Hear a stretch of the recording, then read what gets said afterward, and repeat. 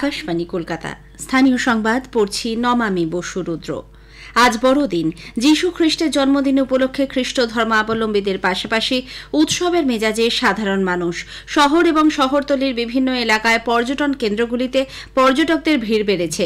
অন্যান্য জেলা থেকে দিনটি যথোচিত মর্যাদা এবং উৎসাহ উদ্দীপনার মধ্য দিয়ে উদযাপনের খবর আসছে। কলকাতা পার্ক স্ট্রিট এবং বউ ব্যারাক গত সন্ধ্যা থেকেই জনজোয়ারে ভেসেছে। আলোয় ঝলমল করছে গোটা এলাকা। আমাদের প্রতিনিধির একটি প্রতিবেদন। মেঘলা আকাশ, মাঝে মাঝে দু এক ফোঁটা ইলশে গুঁড়ি বৃষ্টি। শীত উৎসবের পক্ষে আবহাওয়াটা অনুকূল নয়। তা সত্ত্বেও বড়দিনের উৎসবে আবহাওয়া বাদ সাধতে পারেনি। শহর কলকাতার নানা দর্শনীয় স্থান, বিশেষ করে চিড়িয়াখানা, ইকো পার্ক, পার্ক স্ট্রিট, ময়দান চত্বরে সকাল থেকেই ভিড় উপচে পড়ছে। বছর শেষের এই উৎসবের আমেজের মধ্যে রাজ্যে একের পর এক সন্ত্রাসবাদীর গ্রেপ্তারি চিন্তা বাড়িয়েছে রাজ্য সরকারের। তাই নিরাপত্তা ব্যবস্থায় কোনো খামতি রাখা হচ্ছে না। পার্ক স্ট্রিট, চিড়িয়াখানার মতো জায়গায় ভিড় সামলাতে প্রায় 2000 জন অতিরিক্ত পুলিশ কর্মীকে মোতায়েন করা হয়েছে। 8 জন উপনগরপালকে বিভিন্ন জায়গায় মোতায়েন করা হয়েছে। রয়েছে 11টি নজর মিনার। ইভটিজিং রুখতে কলকাতা পুলিশের বিশেষ উইনার্স বাহিনীর পাশাপাশি পথে নেমেছে প্রচুর সাদা পোশাকের পুলিশ। অভিরূপ ভট্টাচার্য, আকাশবাণী সংবাদ, কলকাতা। এদিকে হুগলির শতাব্দী প্রাচীন ব্যান্ডেল চার্চ আজ বিশেষভাবে সাজিয়ে তোলা হয়েছে। সাধারণ মানুষ আজ ভেতরে ঢুকতে না পারলেও চার্চ সংলগ্ন এলাকায় বসেছে মেলা। চুঁচুড়া, চন্দননগর, শ্রীরামপুরের একাধিক চার্চেও পর্যটকদের জমায়েত লক্ষ্য করা যাচ্ছে। জলপাইগুড়ির চার্চ অফ নর্থ ইন্ডিয়ায় গতকাল মধ্যরাতে বিশেষ প্রার্থনার আয়োজন করা হয়। জেলার চা বাগানগুলির বেশিরভাগ শ্রমিকই খ্রিস্ট ধর্মাবলম্বী। বড়দিন উপলক্ষে আলোর মেলায় সেজে উঠেছে বাগানের চার্চগুলিও। বাঁকুড়া শুশুনিয়া পাহাড় থেকে মুকুটমণিপুর, সুদান সহ সর্বত্রই পর্যটকদের ভিড় লক্ষ্য করা যাচ্ছে। নদিয়া কৃষ্ণনগর ক্যাথলিক চার্চে মধ্যরাতে প্রার্থনায় ভিনসেন্ট নির্মল গোমেজ সহ অন্যান্য পাদ্রী এবং সাধারণ মানুষ অংশ নেন। রানাঘাটে বেগপাড়ায় বসেছে বিশেষ মেলা।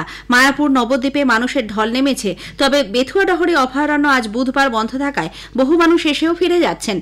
পুরুলিয়ার ভাটবাদ খ্রিস্টান পাড়ায় গতকাল গভীর রাত থেকেই উৎসবে মেতেছেন সাধারণ মানুষ।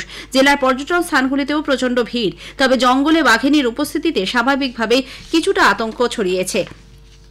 এদিকে ওড়িশার শিমলিপাল থেকে ঝাড়খণ্ডে এরাজ্যে আসা বাঘিনী যাতে লোকালয়ের দিকে না আসতে পারে তার জন্য জঙ্গলের একাংশ জাল দিয়ে ঘেরার কাজ শুরু করেছে বন দপ্তর। গতকাল রাইকার জঙ্গলের একাংশে থাকা ভাঁড়ারির জঙ্গলে 5টি ছাগল মেরে ফেলে বাঘিনীটি। তারপর থেকেই উদলবনি, লেদাশুলের মতো জঙ্গল লাগোয়া গ্রামগুলিতে যাতে বাঘ ঢুকতে না পারে তার জন্য রাত থেকেই এই এলাকা নাইলনের জাল দিয়ে ঘেরার কাজ শুরু করে বন দপ্তর। এর সাথে এলাকায় দেওয়া হয়েছে অতিরিক্ত টোপ। জানা গেছে শিমলিপাল থেকে আসা বাঘিনী এখনো ওই জঙ্গলেই রয়েছে। তাকে বাগে আনার জন্য বনকর্মীর সংখ্যা বাড়ানো হয়েছে। এদিকে গতকাল একসঙ্গে 5টি ছাগলের মৃত্যুর পর চরম আতঙ্ক ছড়িয়েছে এলাকায়। আজ আর কেউ নিজেদের গবাদি পশুদের বাড়ির বাইরে বের করেননি। গ্রাম থেকেও বেরোচ্ছেন না গ্রামবাসীরা। গতকাল থেকেই রাস্তায় যারা বেরোচ্ছেন তারা অস্ত্র হাতে বেরোচ্ছেন। কংসাবতীর দক্ষিণ বন বিভাগের ডিএফও পূরবী মাহাতো বলেন, বাঘিনী আগের অবস্থানেই রয়েছে। নতুন করে কোনো গৃহপালিত পশুকে আক্রমণ করার খবর নেই। এলাকার গ্রামবাসীরা জঙ্গলের ধারে কাছে যাতে না যান তার জন্য চলছে প্রচার। দেশের প্রাক্তন প্রধানমন্ত্রী অটল বিহারী বাজপেয়ীর আজ জন্ম শতবর্ষ। আজকের দিনটি সুপ্রশাসন দিবস হিসেবেও পালিত হয়। জাতীয় রাজধানীতে আজ তাঁর সমাধিক্ষেত্র সদৈব অটলে শ্রদ্ধা নিবেদন করা হয়। 3বার ভারতের প্রধানমন্ত্রী হিসেবে দায়িত্ব পালন করেন অটল বিহারী বাজপেয়ী।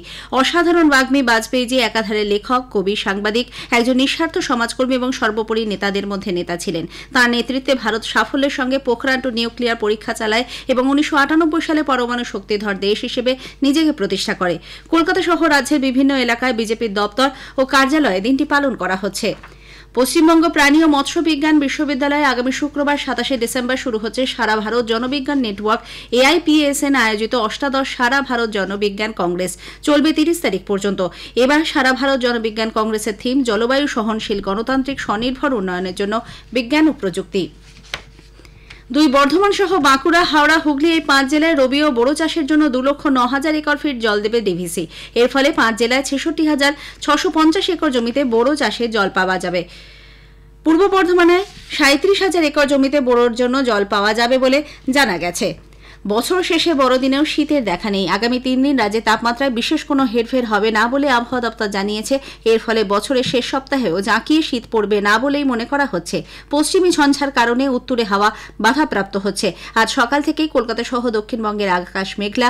উত্তরবঙ্গের বিভিন্ন জেলায় আজ হালকা বৃষ্টির পূর্বাভাস রয়েছে। স্থানীয় সংবাদ শেষ হলো। এরপর খবর বিকেল 5টা বেজে 10 মিনিটে।